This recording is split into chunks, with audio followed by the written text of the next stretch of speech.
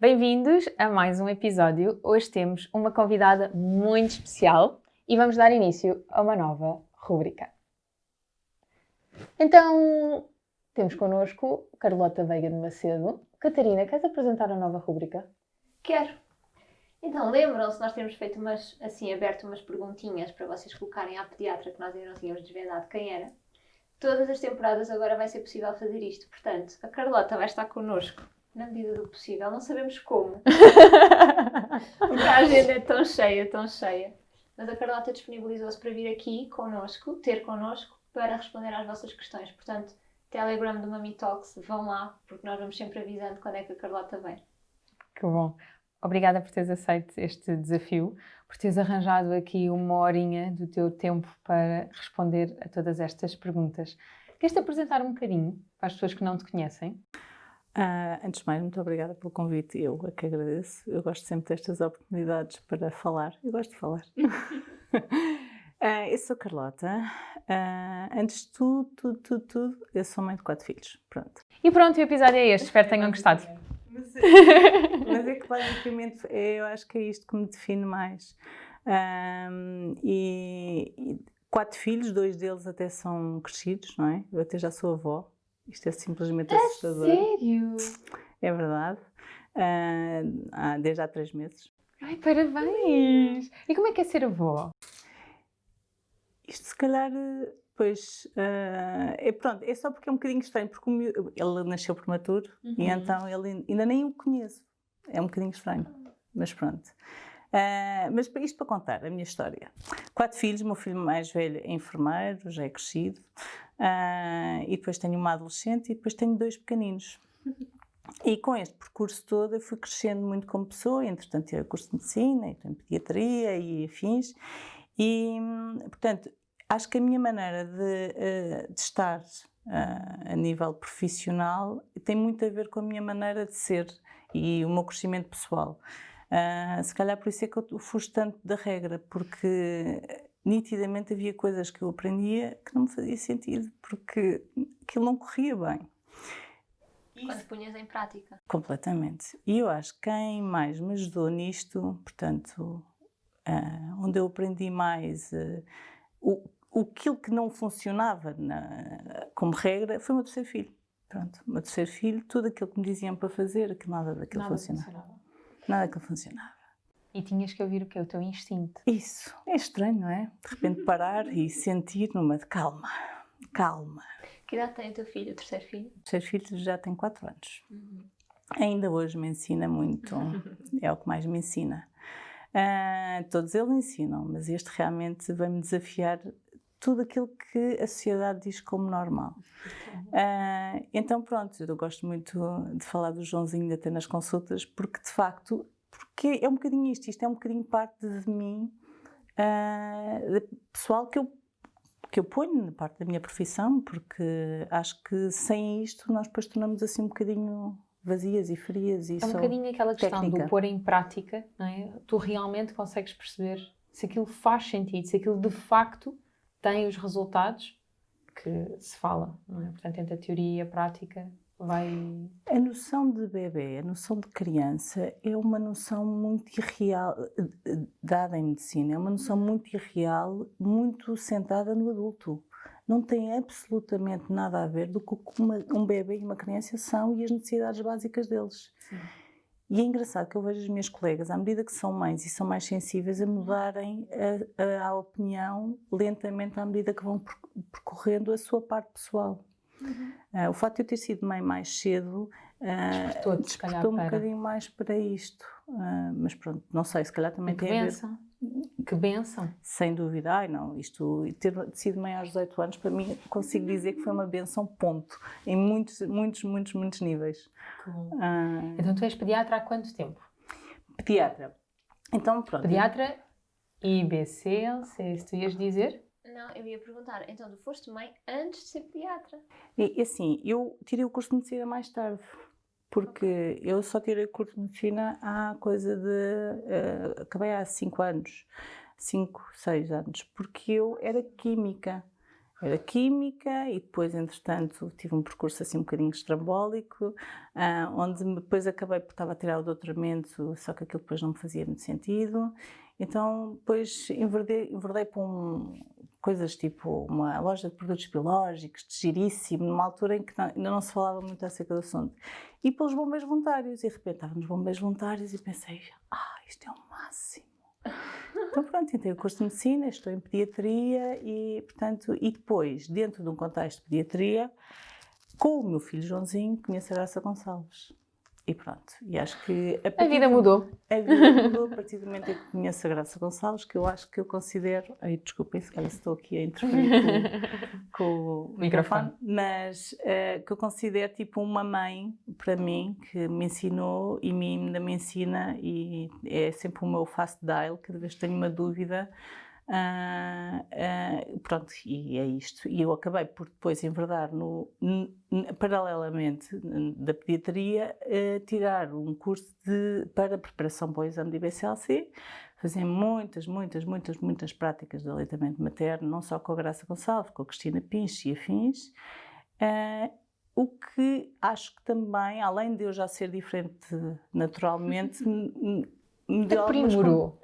Ainda tornou ali porque mais quando exclusivo. nós estudamos aleitamento materno, ainda mais, além da minha parte pessoal, que já me dizia que nada disto que se aprendia batia certo, quando nós estudamos aleitamento materno, ainda mais o baque é porque é uma coisa tão holística. Se nós olhamos só para a técnica, a coisa vai correr mal. É verdade. Portanto, tem que haver amor, eu estou sempre, ainda ontem estava a dizer assim, agora deixe tudo o que é problemas para nós e apaixone-se e namore com o seu filho, porque se isso correr, vai quase certeza que a amamentação vai correr bem. E é um bocadinho isto, uma pessoa, esta coisa da sensação, do estar, do namoro, das hormonas, caírem nas lágrimas por tudo e por nada, isto bate certo. É só deixar as coisas a fluir mesmo. Se nós nos preocupamos, sempre que há uma preocupação, sempre que há um número envolvido, existe aqui um bloqueio, portanto existe uma ativação do hemisfério esquerdo, que é completamente inibidor destas coisas fisiológicas, quer seja do parto, quer seja do aleitamento materno. Portanto, o hemisfério direito tem que estar muito dominante nestes processos. E sempre que nós chegamos e dizemos assim, o seu filho só aumentou 20 gramas por dia. Não digo, por favor, o só é ridículo. Eu estou a dizer, pronto, porque não é assim. Um exemplo. Estão a inibir o processo de aleitamento materno. E estes pequenos pormenores são super importantes numa mãe que já está estressada, que vai pedir apoio e de repente alguém diz-lhe pois, olha, veja lá, se calhar é pouco. Uma vez eu estava a falar com uma enfermeira que estava a escrever, uma coisa que eu abomino, que me escrevam os gramas por dia no livrinho, e eu estava a dizer, não escreva os gramas por dia. E assim, mas são 50 gramas por dia, é um elogio espetacular. Pois é, mas para a próxima ela se calhar vem cá e são 30, e ela vai achar que é pouco. E isto é uma enormidade, mas esse número influencia. Não escrevam os números. Então, pronto, isto para tentar, mas é difícil. Sim, mas é uma Carlota em Portugal. Que aprendi muito com a Graça Gonçalves. Mas a Graça é aqui a mentora. A Graça é espetacular. A Graça é aqui a mentora mesmo. Mas há mesmo muito poucos. Nós estávamos aqui em off a conversar que efetivamente não é essa a experiência que eu tenho a nível clínico, quando os pacientes chegam e falam do que aconteceu com o pediatra e etc. E infelizmente não é isso, seja com a diversificação alimentar que estávamos a conversar, que, portanto, a diversificação alimentar é a introdução alimentar, seja com a questão da amamentação. Por norma, é tudo muito rápido, são estas consultas de 20 minutos, não se ouve os pais, nós somos números, inclusive. Então, este processo todo tão personalizado, este cuidado de não vamos escrever quantas gramas, vamos só deixar as coisas a fluir, eu acho que nós estamos a caminhar para aí. E os meus parabéns, porque de facto é por profissionais assim, que também trazemos outra consciência às famílias. Sim. E que mudamos, não só a forma como nascemos, mas como crescemos. porque isso também é importante, a forma em como o nosso desenvolvimento acontece. É isso que nos molda. É. E o primeiro ano, mais o tempo de gestação, sem dúvida nenhuma, tem uma influência assustadora em nós como adultos.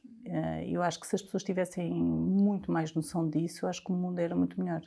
Estamos a caminhar para isso, eu Que acho. consequências é que tu dirias que acontecem nesse primeiro ano e na gestação? Consequências negativas? Estás a referir-te à saúde, por exemplo, saúde do adulto? Saúde adulto, óbvio. Há aquelas coisas práticas, a obesidade, problemas alimentares, tudo o que é cardiovascular e afins, isto é tudo óbvio. Diabetes. Sim, tudo o que é cardiovascular, tudo o que é síndrome metabólico, isso é óbvio. E mais, para E além mais, desta saúde que A nós conhecemos. epigenética é assustadora. Portanto, quando nós temos por exemplo, esta situação toda da pandemia, etc., e o stress nas grávidas, eu não grávida, isto afetou-me de uma maneira visceral. Porque este stress sempre em grávidas tem influências naquele bebê. Tem influências. Um bebê que esteja uma grávida sempre em stress vai ter dificuldade em gerir certas coisas e não dá para dizer exatamente o quê, mas que de facto não vai ser otimizado a nível daquilo que ele podia ser na sua segurança. Portanto, quer a nível da gravidez, quer a nível do pós. Portanto, esta noção de possibilidade de separação e agora posso dar leite materno, agora não posso ter visitas dos familiares. Isto era um exemplo que está a acontecer neste preciso momento, que eu faço a adaptação da creche e nem sequer posso entrar.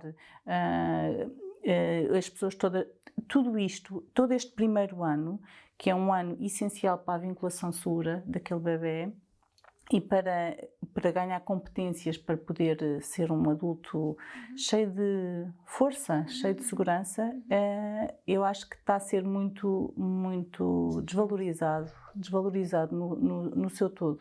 As crianças são sempre aquele... Isso que estás a mencionar, e eu acho que aqui a grande palavra é mesmo segurança, é aquilo que eu noto também nas grávidas.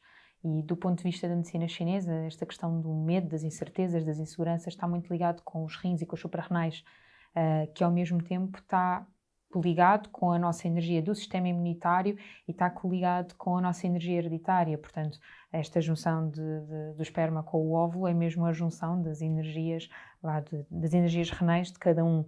Então, é mesmo um chamamento para dentro, claramente. E isto mexer connosco intrinsecamente e extrinsecamente é no mínimo desafiante. Por isso é que, contudo, será que o pai vai poder entrar, mas não seja no expulsivo?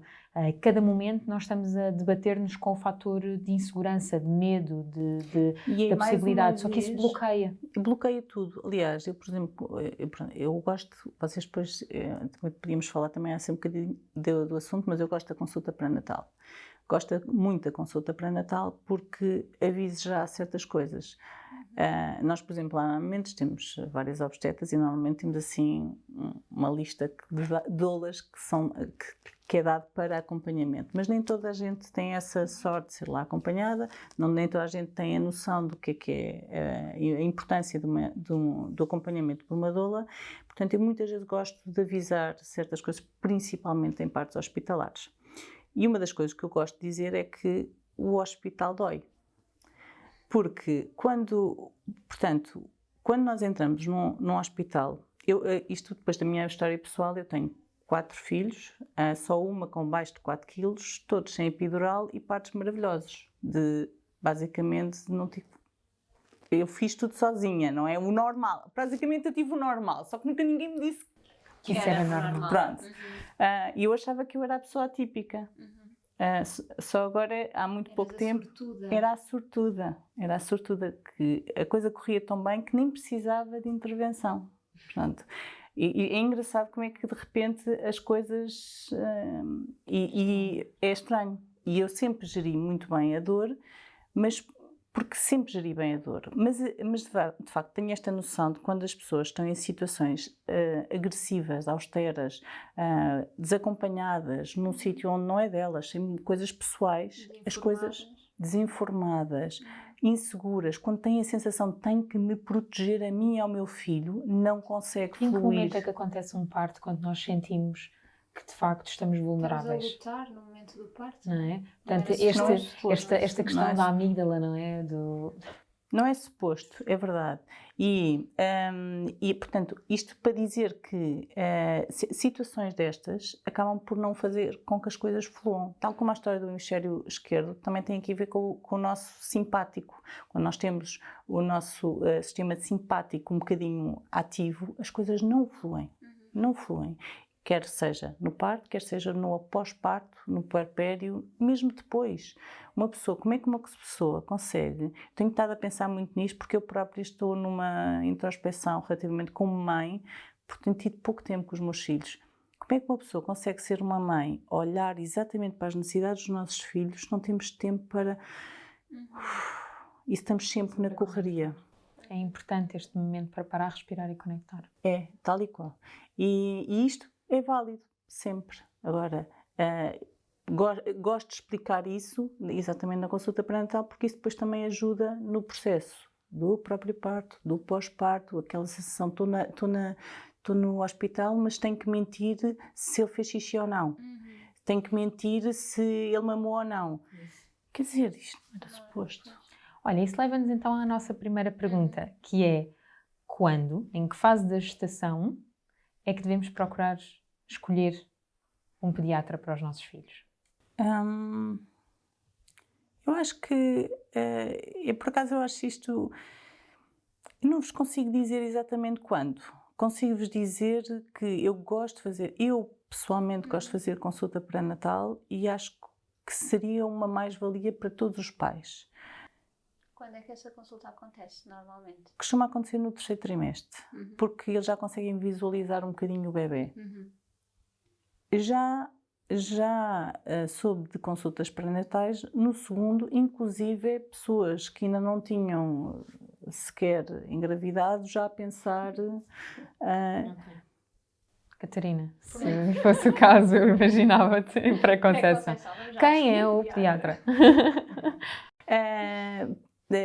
Eu acho que esta noção será mais até pela falta de vagas.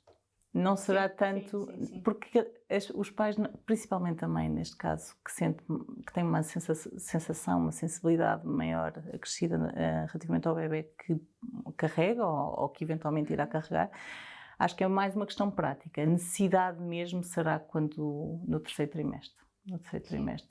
Até porque há muitas coisas que, se forem ditas no 1º e no 2º trimestre, tipo, as palavras levam-as ao vento. Eu também acho isso, porque a gravidez tem uma percepção temporal e espacial muito própria, não é? Então, numa fase inicial e média da gravidez, já o parto ainda está tão longe, quanto mais o pós-parto. E o recém-nascido está lá, tipo... E as próprias fases que a mulher está a viver, porque no 1º trimestre, estás farta de me ouvir dizer isto, mas no 1º trimestre nós vivemos a nossa energia como filhas, na 2ª como mulheres, não é? E na 3ª, então, abrimos espaço aqui para a maternidade.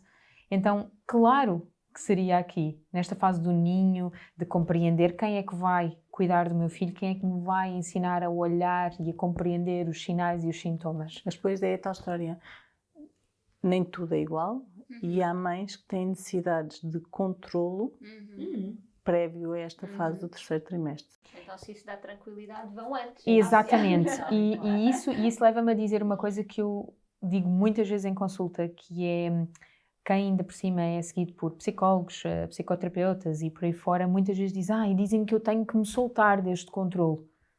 Não, porque se isso traz segurança, agora não é um excesso de controle, não é? Mas se é simplesmente uma coisa que me vai trazer aqui uma segurança e que me vai permitir vincular com o meu filho porque eu vou estar sossegada quanto a essa informação, então sim. Claro que sim. Óbvio. Sim, mas sempre com aquela ressalva, que eu acho que aí temos que ser um bocadinho, se calhar, nós profissionais, de tentar desprender-se de certos controles, até porque é aquilo que nós falamos há bocado, não é? Que tipo, a maternidade, eu acho que é uma maneira espetacular de assumirmos o descontrole absoluto. Só assumiu e está tudo bem. Que nós não controlamos nada e que temos que, pronto, olhar para o nosso filho e, ok, o que é que nós precisamos? Porque se nós tentarmos lutar contra o nosso filho, vamos perder todos. Ah, sim. Sim, sim. Eu acho que é isto. Segunda pergunta. Sim. Temos muitas dúvidas, temos, todas vocês, em relação à anemia na primeira infância. O que é isto? Falta de ferro? O que é que se faz? É realmente um problema? Como é que o aleitamento materno colmata isto ou não? Introdução alimentar? Então, a anemia. É todo um tema, não é? É todo um Pronto. tema. É todo um Resumido. tema. A anemia, pronto, no fundo, será uma hemoglobina baixa no sangue, não é? E normalmente a maneira que tem a ver com as nossas reservas de ferro. Portanto, e agora vou exatamente aqui ao ónus da questão sobre as reservas de ferro. A maneira de contornar e de prevenir, a melhor maneira de prevenir uma anemia na primeira infância é, de facto, o corte tardio do cordão.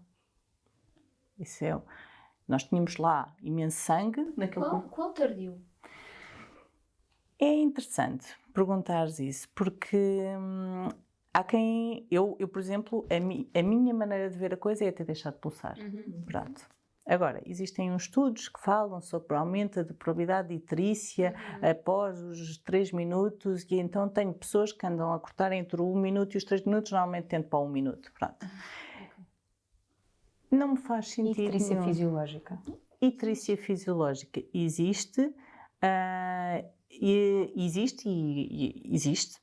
Se é fisiológico ou não, ou seja, eu acho que tem que. Como é que eu posso dizer?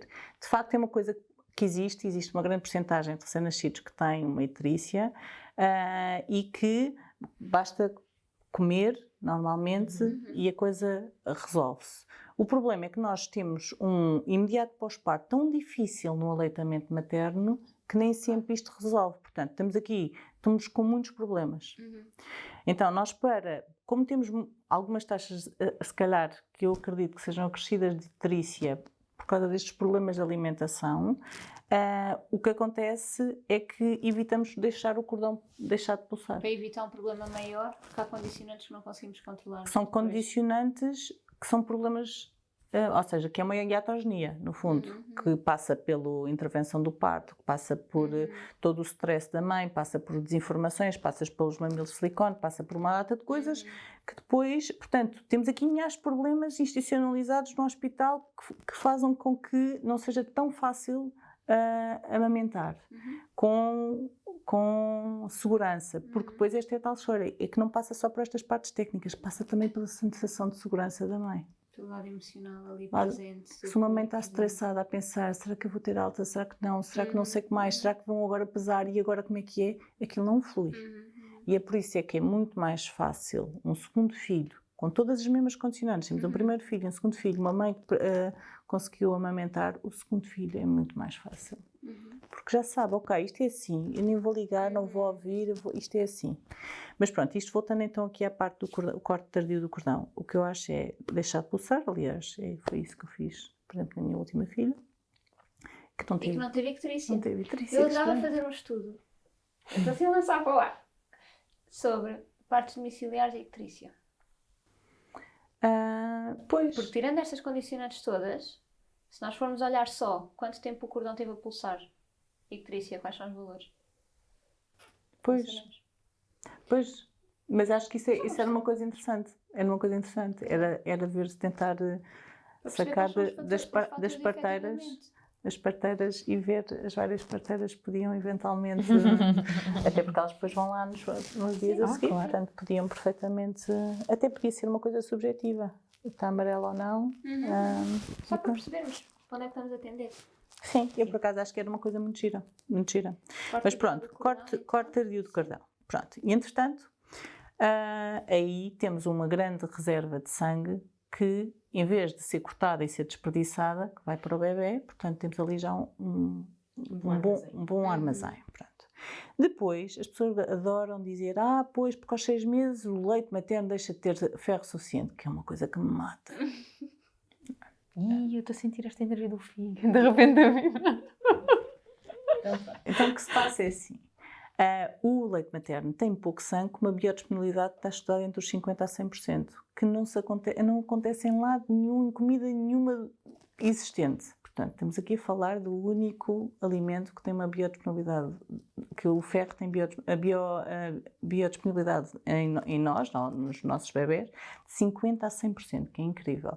Uma carne vermelha tem 25%, uma proteína vegetal tem roda de 12%, mais coisa, menos coisa.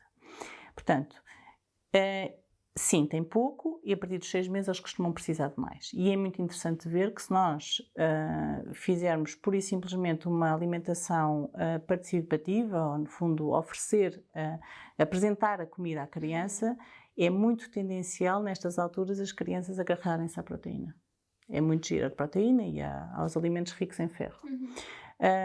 Porque eles de facto precisam de qualquer coisa extra. Agora, não é aos 6 meses o leite materno deixou de ter ferro. Não faz sentido nenhum, portanto.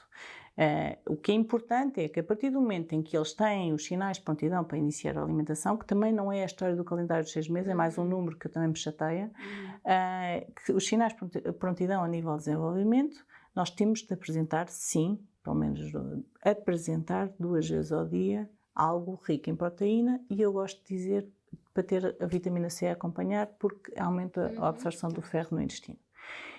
E pronto, a partir do momento que isso acontece, a partir do momento que temos o corte tardio, a partir do momento que temos leite materno com uma biodisponibilidade incrível, a partir do momento em que temos esta apresentação, acho que dificilmente nos temos que preocupar com déficit de ferro. Obviamente que isso implica nós estarmos atentos ao bebê, mas isso é uma condição que nós temos que ter, temos de estar sempre atentos ao bebê. Que sinais é que podemos observar? Por exemplo, estou a pensar, nós nunca fizemos análise ao Vasco, ao meu filho. Portanto, eu não sei se ele teve anemia ou não. Sim, mas eles, é assim, no fundo, eu acho que são sinais todos muito inespecíficos. Eu acho que nós temos que ver, tipo, eles ficam mais lentificados, se calhar não se desenvolvem tão bem, este género de coisas. Olhar para as pálpebras, não é? Isso, obviamente, depois há anemia. Ou a língua, podem olhar para a antes, língua, se a língua estiver muito pálida. Mas antes dessa anemia que se vê nas pálpebras, pode haver outros sinais. Eu acho que isso aí já estamos a chegar a uma anemia muito franca. Sim, isso muito mesmo franca. já é patológico. E eu acho que antes disso tudo, eu não sou muito apologista de estar a andar a picar miúdos só para saber. Antes disso tudo, aquilo que nós temos de saber é o que é que ele come. Portanto, uma das coisas, por exemplo, que estávamos a falar há bocado, que é muito giro, e tem aparecido agora vários pais com várias mães, isto, coitadinhas das mães é sempre a culpada, várias mães com isto, é que tem a ver com a história dos nossos primeiros tempos, daquilo que nos condiciona como adultos. Então, comigo, normalmente, os miúdos acabam por ter uma alimentação muito descomplicada. Eu já não estou a achar muita piada a dizer baby led weaning, porque acho que até isso é muito condicionante. Uma coisa descomplicada é a comida dos pais, pronto. E depois chega um ano de vida e vejo recorrentemente isto. Ai, que eu fico tão preocupada, porque eles, a partir de um ano de vida, depois começam a comer menos e é normal. Pronto. Fico tão preocupada que eu, depois de ele comer, ainda lhe vou dar lá umas colheradas. E eu faço a pergunta: obrigaram-na a comer quando era miúda, não era? Pronto, sim, pronto, e basicamente é quase regra. E, portanto, se nós criarmos condições para uma alimentação saudável, e é isto que eu estou a dizer, alimentação, não nutrição, alimentação saudável, uma ração saudável com os alimentos, aquela criança vai comer e vai se nutrir de uma maneira adequada. Se estamos com guerras à mesa, vamos obrigar, se temos, por exemplo, se apresentamos os elementos errados, este género de coisas. O que são elementos errados? Processados, por exemplo. Okay. Processados, se, por exemplo, quisermos ser vegetarianos, mas não sabemos como, e é nessas situações que acho uma ótima ideia haver uma consulta de nutrição. Se tivermos os avós acharem muita piada em começar a dar doces e de repente ele chega à mesa e não quer comer nada, não é? Se entretanto estamos tão preocupados com a alimentação, outra vez estamos sempre a dar snacks, e depois na refeição onde nós apresentamos a proteína, de facto não tem a menor das motivações, embora até esta última parte é dúbia.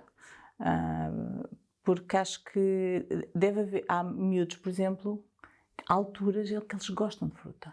E por mais que nós apresentemos seja o que for, eles só vão comer fruta. Mas também deixá-los ouvir a sua própria intuição. Isso, tal e Porque qual. eles sabem aquilo Eles sabem que eles muito precisam. melhor do que nós. Eles sabem muito melhor do que nós. Mas nós temos que ter o dever de apresentar a Era o que eu ia comida. dizer, ou seja, a nossa responsabilidade é Isso, oferecer, não é? É isso estar mesmo. aqui, está É só disponível. E apresentar. agora escolhe. Isso. Aquilo que eu faço muitas vezes com a Diana, e ela passou por essa fase, por exemplo, da fruta. No meu caso, como especialista de medicina chinesa, vai na volta, eu espreito a língua e vou percebendo o que é que o organismo dela, que órgãos é que têm que ser nutridos. E bate sempre tão certo. Eles têm mesmo uma sabedoria. O organismo deles é exatamente aquilo que eles precisam e eles dão e tonifica, porque de facto aquilo que nós mais precisamos é a alimentação. E só se não recebermos na alimentação aquilo é que podemos passar para suplementos e para tudo o resto. Então, muitas vezes aquilo que eu fazia é então, mas tens certeza? Feijão preto? Arroz? Sopa? Então é só mesmo isto, é mostrar, não é? De facto ter lá as coisas e deixá-los cheirar, tocar, porque a questão dos sentidos também os desperta. E isso é outra coisa muito gira, é que existe depois, nós não nos podemos esquecer que os miúdos olham para certos alimentos, ainda ontem estava com uma consulta muito gira em que a criança, já um bocadinho mais crescida, mas não era uma miúda que adorasse comer. E foi, pronto, eu também fiz esta pergunta à mãe e de facto também tinha este background. E a miúda dizia "Ieca" à comida, que era mesmo nojento. E eu até fiz este paralelismo, isto é importante, porque quando os miúdos dizem estas coisas, se calhar é isso mesmo que eles sentem. E se calhar eles estão a ver aquela comida que está ali, que nos parece maravilhosa, mas eles estão a ver como se fosse um prato de lesmas. E têm mesmo nojo por causa da parte sensorial. E nós nunca nos podemos esquecer que os miúdos têm sensibilidade diferente da nossa. Diferente da nossa. E também é muito difícil às vezes, eu não sei se isso acontece em consulta, que é muitos pais que também não permitem que eles toquem na comida. É com os talheres. Então às vezes é importante. Não. Exato. Exato. Comigo Mas se calhar alguns já te chegaram e tu possivelmente dizes deixa-os sujar, não é? Sim, tenho que sempre dizer sim, eu sei que é desagradável estar a limpar, mas até mesmo porque eu passo por isso em casa, não é? Tenho sempre minhas técnicas para tentar facilitar a vida. É só um chuveiro e segue o assunto, dê bem depois, qualquer coisa.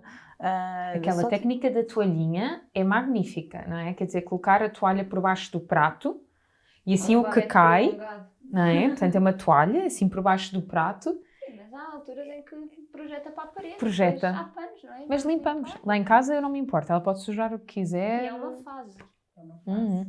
Porque eles depois interessam-se pelos talheres, porque vêm-nos comer com talheres. Claro. A minha filha, desde os, estou aqui a pensar, talvez 11 meses, come lindamente com garfo, perfeitamente, e come sopa sozinha desde os 14, 15 meses, e só se suja já com consciência que está a sujar, já não é aquela coisa de chafurdice.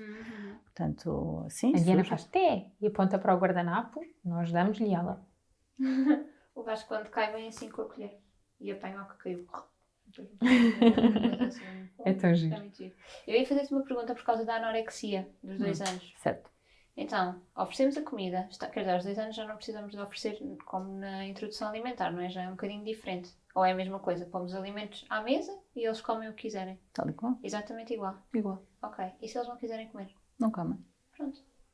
E eles têm uma maior apetência, não é? Pelos alimentos mais ricos em calorias. hidratos de carbono. Em calorias, porque eles começaram-se a mexer muito mais. Portanto, havia uma tendência entre os 6 meses e se calhar diria 11, mais ou menos, para a proteína, porque eles estão numa altura da curva onde estão, de facto, a crescer. Portanto, precisam de proteína, precisam de ferro. Portanto, eles têm mesmo esta necessidade. A partir do momento que começam a gatinhar que nem uns loucos, começam a andar que nem uns loucos, toque é arroz, batata, massa, é tudo assim. É tudo muita caloria. E bate certo. Claro. Portanto, e é isto. Isto é giro porque eu já estou naquela fase que eu já discordo. Eu depois tenho estas discussões esotéricas com as minhas amigas nutricionistas. Discordo do prato com proporções. Isto é uma maneira de reparar os maus hábitos que nos foram incutidos por nos obrigarem a comer. Porque perdemos qualquer tipo de intuição, porque obviamente há dias em que não nos apetece de todo comer absolutamente proteína nenhuma e outros dias apetece-nos comer 3 bifes. Sabes aquilo que eu costumo dizer? E que vai um bocadinho ao lado daquilo até que a dietética chinesa defende, mas que a minha experiência clínica mostrou-me isso e a minha experiência pessoal, sobretudo. Eu acho que nós temos que nos ouvir, de facto, para saber aquilo que precisamos. É que aquela história de ter de tudo um pouco no prato, de todas as cores, funciona como regra mensal. Tipo, chegares ao final do mês e fazeres um banco de alimentos. Será que comeste peixe? Será que comeste hidratos de carbono suficientes? Que leguminosas é que comeste? Que frutas é que comeste? Ingestão de água? Não é? Porque depois isto muitas vezes falta. Então, olhar aqui um bocadinho para tudo e pensar, então, a brincar, as proporções estão corretas. Tal e qual. Porque às vezes mesmo durante o dia, e fazendo aqui um balanço um bocadinho mais pequeno, durante o dia não almoça e não come sopa, está bem, não faz mal. Depois ao jantar se calhar vai comer aquilo que não comeu durante o dia, porque agora já está disponível. Eu acho que uma coisa que é importante se perceber é que eu digo que uma criança come à semana, mas nós todos comemos à semana. Portanto, muitas vezes aquilo que acontece é que os miúdos estão doentes e não comem. Meu Deus, não come. Está bem. Normalmente eu tenho a sorte de dizer, mas mama, não mama. Está tudo bem. Mas alguns não consigo dizer isso e diz assim, mas bebe água. Então pronto, tranquilo. Temos só que permitir que o corpo se regenere, não é? É ir oferecendo, de acordo com as suas necessidades, eles vão lá. Obviamente que temos que, de vez em quando, isto são aqueles miúdos que eu também já os conheço, não é? Quando tenho miúdos que me aparecem no banco, numa de não come nada, como é que era antes? Ele já era difícil de comer, porque depois há outros tipos de aversões. Nem sempre é só simplesmente uma expectativa errada dos pais. Que isto eu acho que é aquilo que nos mata na maternidade, na paternidade, é as expectativas. E as comparações, tudo. Sim. Porque quando às vezes as expectativas não são nossas, alguém entra no meio da nossa equação e compara. Olha que... Não, e pronto, é aquela pressão. E por isso é que eu gosto muito, por exemplo, aquilo que a Cristina faz, que são dos grupos de mães. Então todas elas falam, por exemplo, amanhã até vai haver um, e ainda hoje saiu uma mãe de lá do hospital e eu mandei-a direto. Porque todas elas falam que de repente percebem como eu tinha esta noção de normalidade, isto é completamente irreal, todas nós estamos a falar... Como a questão do sono, não é? Então, entrando na questão do sono, deixamos o sono como a última pergunta aqui. Sim, uma pergunta que nos fizeram é, a partir de que idade é que é patológico a criança acordar durante a noite? Criança bebê. A palavra usada foi essa, patológico.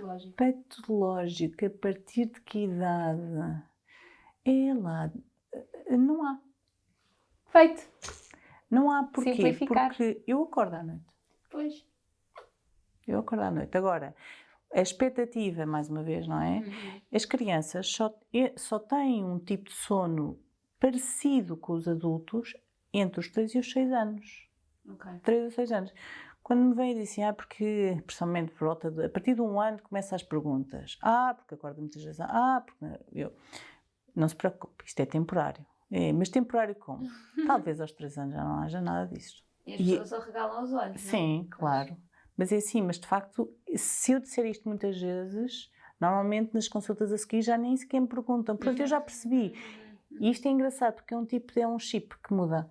Porque de repente percebem, não, calma, eu adoro quando vêm mães que me dizem não, dorme a noite toda. Tipo de caras, que é impossível. Ou seja, está certo. Depois vou ver, não, dorme a noite toda, vai mamando. Pronto.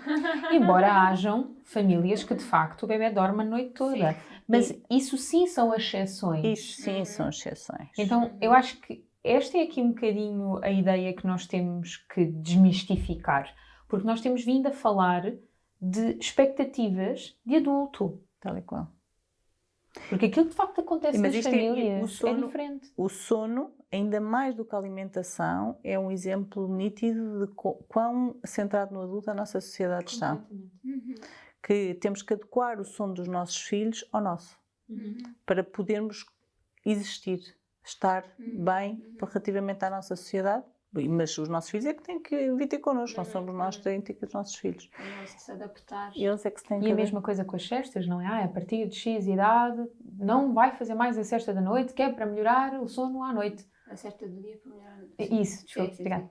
Não, mas, por exemplo, é uma coisa que me chateia, é na sala de 1 ano, nas creches, obrigarem só a dormir uma cesta.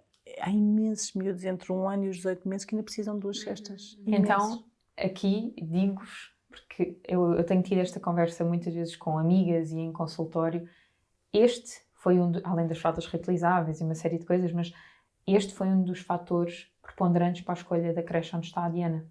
Porque eu queria ter a certeza absoluta que iam permitir a Diana dormir caso ela quisesse.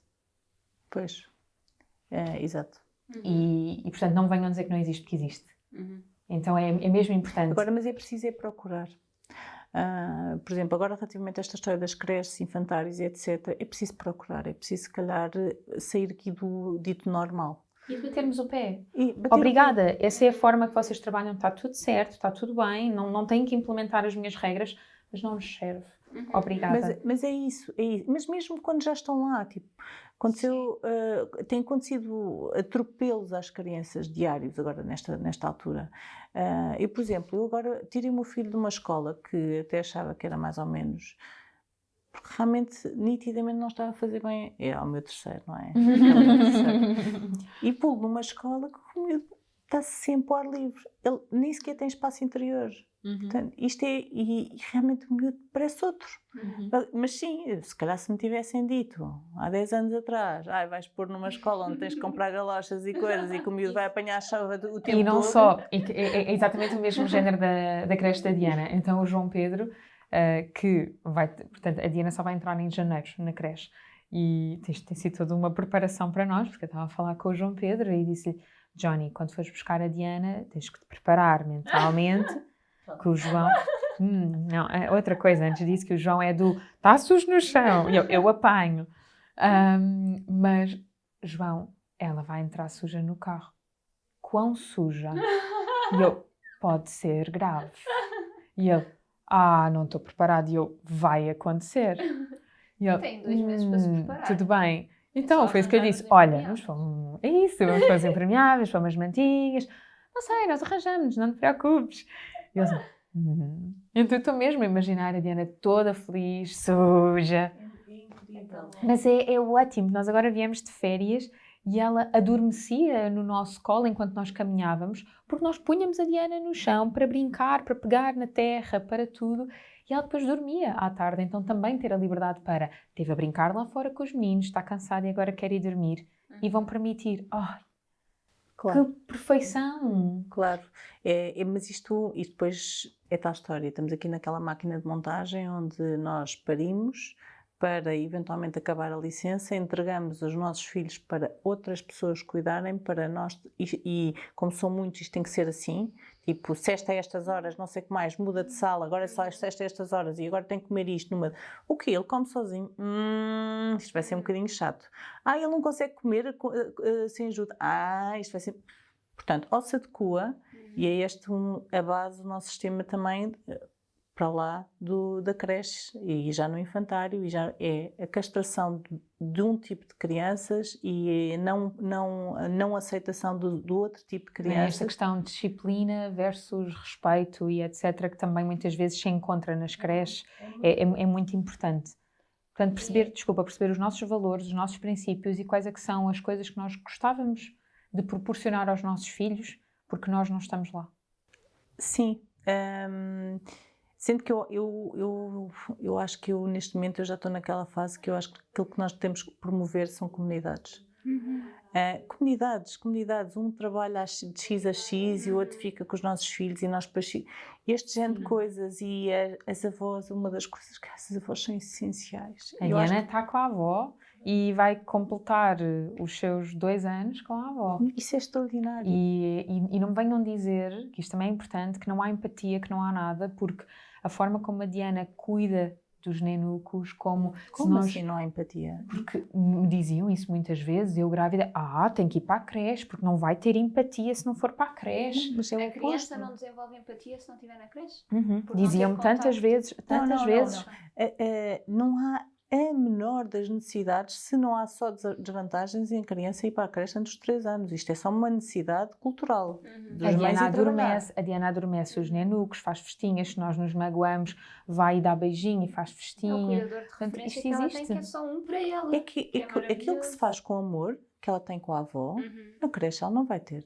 E eles desenvolvem-se com o amor, não se desenvolvem pura e simplesmente porque alguém está ali outra criança a fazer a mesma coisa. É por isso é que eles têm picos de desenvolvimento incríveis na altura do verão, quando estão com os pais.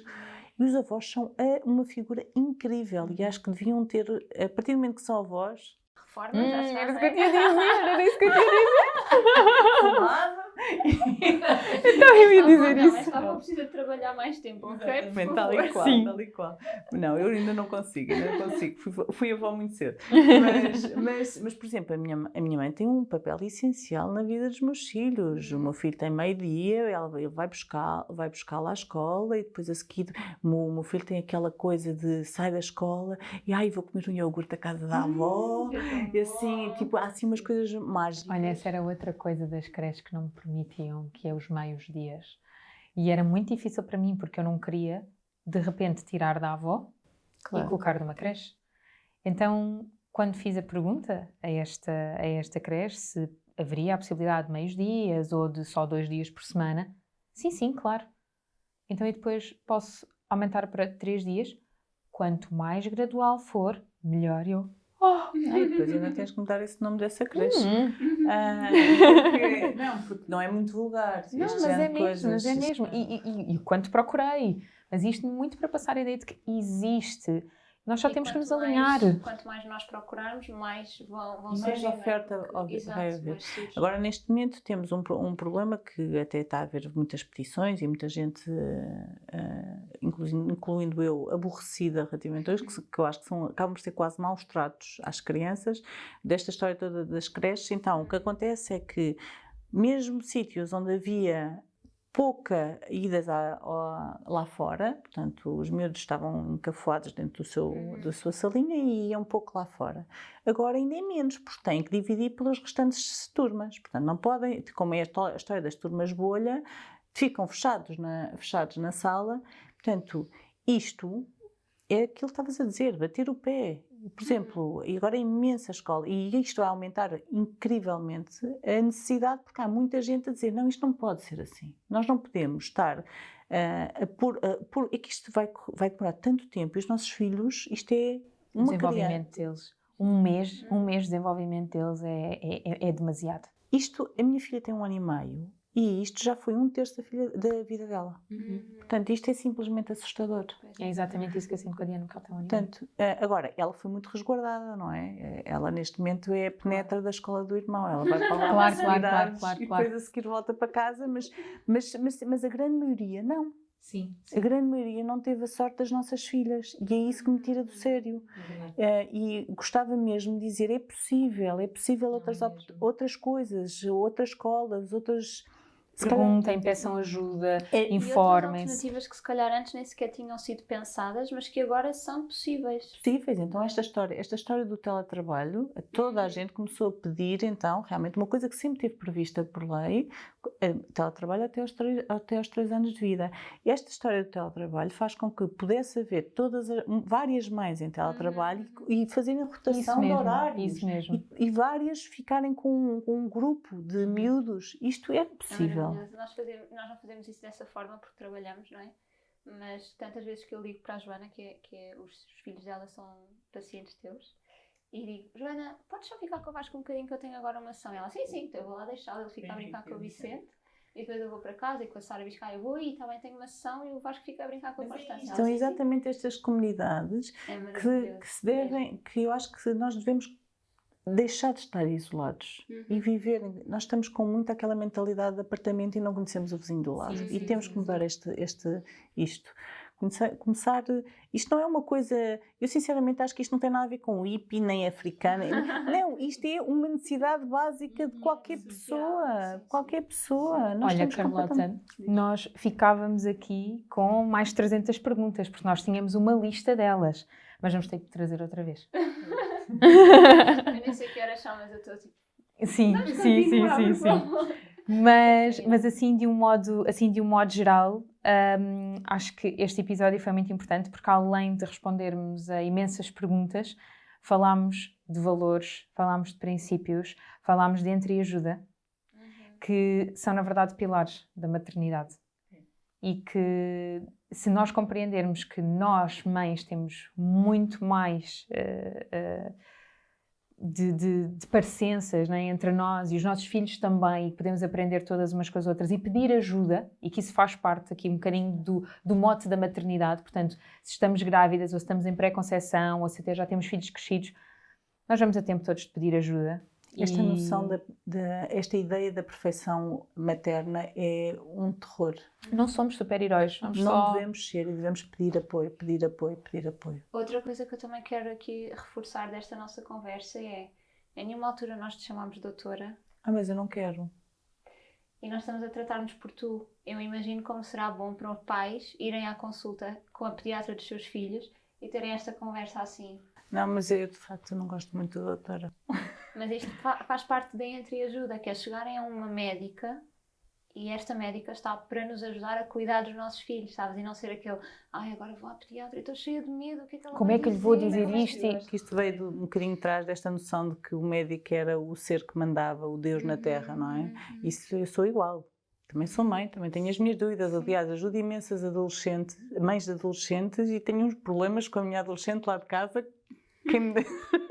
Portanto, todos nós passamos por problemas. E a diferença é que eu estudo para tentar resolver e para tentar apoiar da melhor maneira.